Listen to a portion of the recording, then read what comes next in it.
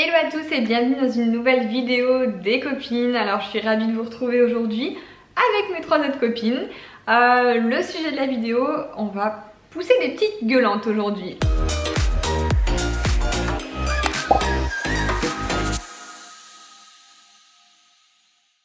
Le thème c'est on va présenter nos produits, vraiment des produits qui ne valent pas le coup selon nous. On va tout vous dire ici. Alors on va commencer par mes produits, du coup je les ai devant moi. La première chose qui cartonne sur les réseaux, on en voit partout, c'est le blanchiment dentaire vous savez, au charbon actif, on appelle ça la poudre noire.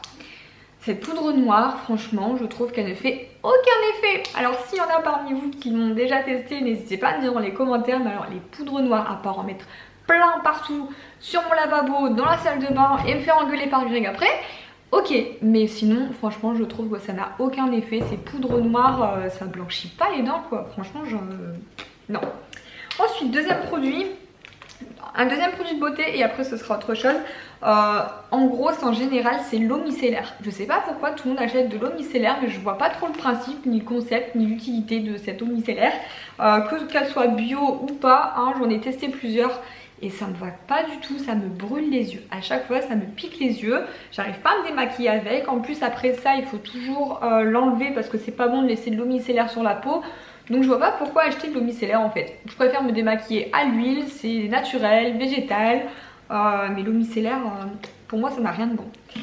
Et le troisième produit, petite gueulante sur les box en fait. Les box, je vois pas pourquoi. En fait j'en ai tellement, j'en ai plein et j'arrive jamais à m'en servir correctement. Je trouve jamais rien. Peut-être parce que j'habite dans le Nord-Pas-de-Calais, chez les ch'tis, c'est un peu le trou du cul du monde et il n'y a rien par chez nous. Mais à chaque fois, ils nous présentent 36 000 trucs et dedans, il y a peut-être 3 trucs par chez moi, 2. Hein. Vraiment, s'il y en a 3, c'est très bien. Mais dans tout le catalogue, il n'y a toujours que 2 trucs et pas très intéressant en fait. Donc voilà, les box, moi, voilà, c'est un truc que je n'aime pas trop et du coup c'est dommage parce que du coup souvent ça reste dans le placard et puis après on oublie de les utiliser et elle est foutue. Voilà, je ne sais pas ce que vous en pensez mais c'est mon avis. Donc j'ai hâte de voir vous les filles quels sont les produits dont vous êtes déçus, les produits dont tout le monde aime, tout le monde parle, sauf vous. Que vous adorez tous en majorité, ce sont les jeux de société. Je déteste ça. Autant j'aime les jeux à plusieurs dehors, jouer à chat, cache-cache, oui je suis une grande enfant, je vais aimer le jeu la tomate, je vais aimer les batailles d'eau, je vais aimer faire du trampoline, je vais aimer beaucoup de choses comme ça. Faire du foot, si on me dit on fait du foot, je vais adorer ça. Mais alors tout ce qui est jeu de société à une table avec un jeu de cartes ou des petits pions etc, mais je déteste ça. Je ne joue pas, hein. Même avec mes meilleurs amis je ne joue pas, même si c'est n'importe qui, le pape, le président, je ne joue pas. Ensuite, quelque chose que je n'aime vraiment pas et que tout le monde a aimé, ce sont les baskets compensées. Donc vraiment la basket, mais pas la plateforme, la basket compensée avec le talon là. Faudrait que je vous mette une photo. Ça non, ça je déteste, j'en ai jamais acheté. Les plateformes c'est une chose, les baskets avec la plateforme qui est partout pareil, donc là c'est, voilà, ça j'aime beaucoup. Mais la vraie basket compensée qui fait talon, no way, je n'ai jamais aimé, vraiment je n'ai jamais aimé. Quelque chose que beaucoup aiment et que moi je n'aime absolument, mais absolument pas, ce sont les gâteaux en pâte à sucre. Alors c'est ni beau visuellement, moi je trouve pas ça joli, et niveau goût, mais c'est 1000 fois trop sucré, ça n'a aucun goût dans la bouche, à part du sucre et du resucre. Non, même les gâteaux en pâte d'amande, enfin tout ce qui est comme ça, les pâtes comme ça là, je ne comprends pas, non je peux pas ça. Cindy, très bonne idée de vidéo, je suis très contente et j'ai hâte de découvrir les réponses de mes copines parce que on en apprend toujours pas mal. Je te fais des gros bisous ma Cindy, gros bisous aux filles et à toutes celles qui passent par là. Bisous. Moi, la chose principale que pratiquement tout le monde a et que je n'ai pas, c'est une voiture. Nous n'avons pas de voiture, alors c'est un choix que l'on a fait. D'ailleurs, depuis qu'on est aux États-Unis, dans mes stories, vous me voyez souvent conduire une voiture. Et j'ai beaucoup d'abonnés qui m'ont dit « Mais je pensais que tu n'avais pas ton permis ». Ben si, j'ai mon permis. J'ai même eu mon permis très très tôt parce que je viens d'une région de Suisse où il n'y a pas grand-chose à faire. Hein. C'est le Valais. Enfin, c'est super le Valais. Attends, je ne vais pas mettre les Valaisans à dos. Mais comme il n'y a pas énormément de choses à faire, si on veut, à partir de 18 ans, sortir un petit peu, faire la fête, s'amuser, il faut bouger et donc il faut une voiture. Donc j'ai eu mon permis à 18 ans et 3 mois. J'ai eu une voiture pendant quelques temps et ensuite j'ai déménagé à Genève pour mes études et à partir de là je n'ai plus besoin de voiture parce que j'étais en plein centre-ville. Donc voilà, tout est très bien desservi. S'il faut qu'on loue une voiture, on loue une voiture. Sinon, on prend le train. On part souvent très loin parce que notre famille, enfin la famille de Connor est aux États-Unis. Donc on prend l'avion, donc on n'a vraiment pas besoin de voiture. Maintenant, je vous avoue qu'avec 2 enfants, ça commence à devenir tentant. C'est vrai que souvent, c'est compliqué de tout prendre avec soi quand on prend le train, etc. Voilà. Bon, pour l'instant, en tout cas, pas de voiture et c'est pas prévu. Autre chose que beaucoup de personnes ont et que je n'ai pas, c'est une montre connectée. Parce que je trouve qu'on est déjà tellement connecté tout le temps que c'est inutile. Enfin voilà, pour moi, c'est le gadget inutile. Si j'ai pas mon téléphone à portée de main, c'est que je n'ai pas envie d'être dérangée. Donc je veux pas avoir une montre qui en plus sonne à tout va pour les notifications, les messages, les appels, les rendez-vous, le planning, etc. Ça, j'avoue qu'il y a des montres connectées qui sont très jolies. Même dans les montres de luxe, ils ont commencé à faire des montres connectées. Bon, après, ça rentre dans une autre catégorie de prix, on est bien d'accord. Après, pouvoir discuter avec Jean-Claude Biver une fois qu'il est venu à la radio. Alors, Jean-Claude Biver, si vous ne le connaissez pas, c'est le président du groupe de montres LVMH, donc c'est du lourd, du très très lourd. C'est lui qui a redressé Hublot, Omega, Blancpain, Tag Heuer, enfin voilà, tout ça, c'est lui qui est derrière. Et du coup, c'est vraiment une référence en matière de haute horlogerie et de montres, de manière générale. Et lui, il croit vraiment en la montre connectée. Selon lui, ça a de l'avenir, si je me souviens bien de ce qu'il m'expliquait. Et du coup, je pense que c'est très probable que je me trompe et c'est très probable que je finisse par en acheter une un jour. Voilà, ça risque d'arriver. Mais pour le moment, en tout cas, j'en ai pas l'utilité. Et enfin, un truc que je trouve, je vais pas dire naze, mais presque, et que pas mal de gens utilisent, ce sont les gants pour se démaquiller, vous savez, en fibre spéciale. Je ne demande qu'à me tromper parce que je trouve l'idée hyper cool.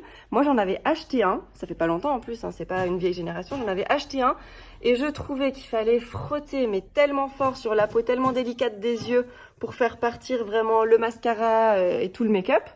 Déjà, je trouvais que c'était très irritant au niveau des yeux quand il fallait se démaquiller. Et puis, le problème, c'était que lorsque je les lavais à 60 degrés, ils revenaient jamais tout blancs. Donc voilà, ils restaient toujours un peu gris, un peu noircis par le mascara, par le crayon noir, etc. Donc je trouve que c'est pas encore au point, quoi. Mais encore une fois, moi, frotter au niveau des yeux comme ça, sans produit pour démaquiller, ça me fait vraiment très très mal. J'ai les yeux sensibles et la peau sous l'œil et la peau de la paupière, c'est des peaux qui sont vraiment très très fines et très sensibles et qu'il faut ménager. Et je trouve qu'avec ça, on doit vraiment trop frotter. Donc pour moi, c'est nope. Hey, bonjour à tous, bonjour Cindy. Alors, les 3 choses que les autres je vois aimer ou acheter et que moi je n'achèterai pas sont les suivants. Alors la première chose, j'ai choisi un objet familial, on va dire, c'est-à-dire que je le vois dans pas mal de maisons, c'est soit le Google Home, soit le Alexa. Donc je crois qu'il y en a un c'est Amazon, l'autre c'est Google, si je dis pas de bêtises. Et nous, c'est un produit qu'on n'achètera pas. Alors c'est vrai que le produit a l'air hyper pratique, tu te dis mais ça fait tout à ta place. Mais du coup c'est ça qui nous dérange un peu, c'est-à-dire que depuis ton canapé tu peux demander d'éteindre, d'allumer la lumière, de lancer la télé, de mettre, de tout faire. Et du coup on trouve en fait que ça peut nous rendre complètement feignants. Et comme on dit avec Anto, c'est que on va de plus en plus vers la feignantise, vers le je fais rien et tout fait tout à ma place. Alors je trouve que ces produits sont très bien peut-être pour des personnes âgées, pour des personnes à mobilité réduite, ou voilà, dans certaines circonstances, mais quand on est en pleine santé, etc., je trouve que ouais, ça coûte rien d'aller se lever pour allumer ou éteindre la lumière, que oui, on peut aller nous-mêmes lancer la machine. Alors peut-être quand on n'est pas présente, mettre des trucs avec des programmes pour les machines à laver, etc., ou pour des trucs de robots de cuisine, mais de là à tout automatiser et tout pouvoir régler au gros du fond de son canapé, nous c'est vraiment pas un produit qui nous intéresse juste par rapport à ça. Je dis pas que quand on sera âgé, on sait pas quelque chose vers quoi on se tournera, mais je trouve que ça a tendance à aller vers fainéantiser l'homme et je trouve qu'on est déjà beaucoup dans une société où on en fait de moins en moins, où on grossit de plus en plus avec des santé de moins en moins bien parce que tout fait tout à notre place quoi. Donc voilà pour mon premier produit. Deuxième produit, et je sais qu'il y en a qui vont pas apprécier que je cite ça, ça va être un truc vestimentaire. C'est un vêtement que je ne comprends pas. Ce sont les shorts où ça remonte tellement sur la fesse qu'on voit la moitié de la fesse. C'est-à-dire qu'on dirait que c'est un shorty, vous savez les petits... On a les strings, les culottes, les tangas, les shorties, enfin bon je les ai peut-être pas classés dans l'ordre. Mais du coup ça fait culotte quoi, c'est-à-dire que je ne comprends pas ce concept d'acheter un short qui monte la moitié de tes fesses. En fait c'est ni élégant, c'est ni sexy, en fait c'est encore, vous voyez, il y a des vêtements qui sont super jolis, qui sont sexy, je trouve que c'est beau. Mais là c'est pas du sexy quoi, c'est une culotte mise en jean quoi. Je ne comprends pas, je comprends vraiment pas ce vêtement. Et ça c'est un truc que je vois beaucoup en porter, mais que je porterai jamais. Alors encore quand c'est un short comme ça, par-dessus la plage, par-dessus le maillot à la plage ou quoi, en bord de mer, en camping ou quoi, dans ces cadres là ouais. Mais moi je vous assure que j'ai pas besoin d'être dans un cadre en lieu de vacances. Partout j'en croise plein qui ont des filles, que ce soit des ados ou des jeunes adultes, ou des adultes qui portent ça. Et j'avoue que c'est un vêtement que je ne comprends pas. À quel moment on se dit tiens je vais prendre un short où on voit toutes mes fesses, normal. Enfin je suis pas du genre à vouloir dire faut se cacher etc, à pas s'assumer. C'est juste un vêtement, je ne comprends pas. Ensuite troisième produit, et ça concerne les enfants, ce sont tout ce qui est les tablettes. J'en vois plein de loulous qui utilisent quotidiennement des tablettes. Nous on nous en a envoyé une. Elle est rangée dans un placard et pour le moment on la sortira pas. C'est-à-dire quand je les vois avec des jeux sur des tablettes, c'est pas si mal que ça, hein. Franchement je regarde, c'est très éducatif, mais je trouve que ouais, c'est trop solliciter l'enfant sur l'écran et on n'a pas envie. On trouve qu'il y a déjà assez de la télé, c'est suffisant. Donc oui, c'est un produit que nous, du coup il existe à la maison mais que nous n'utilisons pas. Et en gros, clairement on peut dire qu'on l'a pas quoi. Et je pense que c'est quelque chose qu'on va essayer de tenir un maximum d'années tant que ça ne rentre pas dans le sujet de conversation avec Eden et une demande de sa part. Après on verra, on négociera à ce moment-là si oui ou non on la prend et si oui dans quelles conditions etc. Mais voilà le troisième produit que oui, nous on n'a pas et qu'on voit chez beaucoup de monde. Mais voilà, après c'est comme tout, c'est une question de vision des choses, de principe. Et donc chacun fait en fonction de ce qu'il veut. Mais ouais, nous ces trois trucs, on les a pas. Rendez-vous la semaine prochaine chez Marie.